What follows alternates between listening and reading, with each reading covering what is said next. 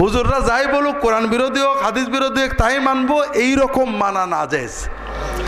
আর যদি আপনি মনে করেন আমার কাজ হলো কোরআন এবং হাদিস মেনে চলা, কিন্তু আমি বুঝি না, অমুক আলেম অমুক ফকি তিনি বোঝেন, আমি তার সহযোগিতায় মানবো, যদি কখনো প্রমাণ হয় তার চিন্তা ভুল, আমি ওটা বাদ দিয়ে সুন্নত মানবো, এই চিন্তায় মাযহাব মানার ভিতরে কোনো দোষ আছে মুসলিম উম্মার কেউ বলিনি।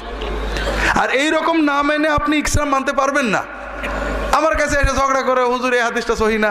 সহি না তুমি কি করে বুঝলে? তুমি তো মুকাল্লিদ, তুমি তো একজন না একজনের কথা মানো। অমুক বলেছে তিরমিজি বলেছে হাসান, আলবানি বলেছে জয়ীব। আরে মিয়া, আমি তো নিজে সনদ পড়ি, তুমি তো মুকাল্লিদ, আমি তো মুজতাহিদ। কারণ আমি যদি সহি আমি বলতে পারি সহি না জয়ীব, তুমি তো কোনো না কোনো লোকের মত মেনেই তোমাকে চলতে হবে। যেটা বলছিলাম, এই যে ঝগড়া, মাযহাব কোনো দিন না। মাযহাবকে দিন মনে করা না, আমার ইহয়া সুনান বইয়ে পাবেন। দিন হলো আল্লাহর কোরআন।